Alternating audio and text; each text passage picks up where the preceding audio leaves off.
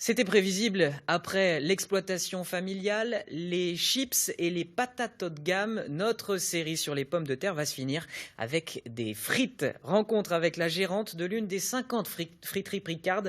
Dans ce dernier épisode, toujours signé Gaël Fauquemberg, avec Valentin Cruard, Éric Ratteni et Nicolas Duché. À 65 ans, Françoise en aura épluché des kilos et des kilos de pommes de terre. Son geste est assuré, rapide, mais de plus en plus rare. Si aujourd'hui elle a décidé de faire des frites maison, elle avoue quand même utiliser la majorité du temps des frites dites fraîches.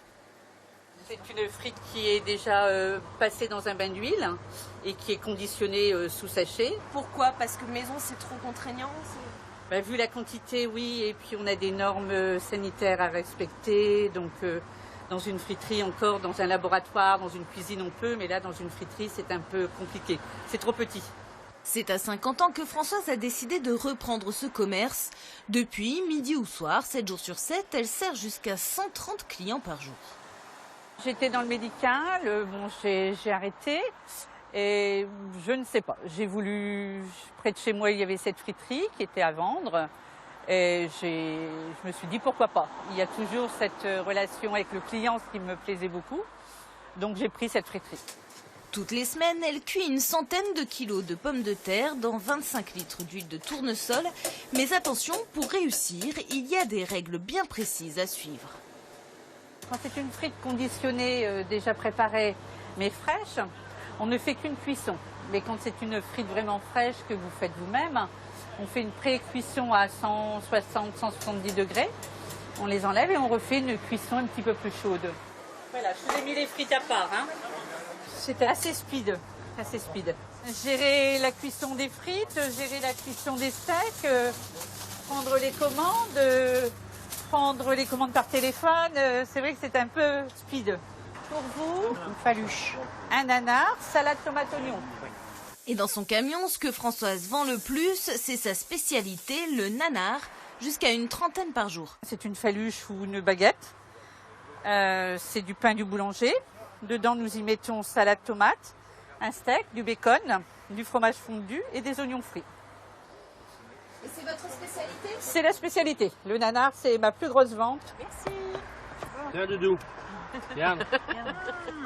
Les friteries, c'est une tradition. Elles font partie intégrante du paysage de notre région. Et à y regarder de plus près, finalement, on se rend compte qu'il n'est pas uniquement question de frites ici. Quand il y a du beau temps comme ça, on a l'impression d'être en vacances. Voilà. On n'a pas besoin de partir loin. On voit des gens qu'on apprécie et puis voilà. C'est un lieu de rencontre. On trouve de tout, des chauffeurs routiers, des gars comme moi, des techniciens qui sont itinérants sur la route, des gens de bureau, voilà, c'est le bistrot sur roue. Voilà, pour le monsieur là-bas.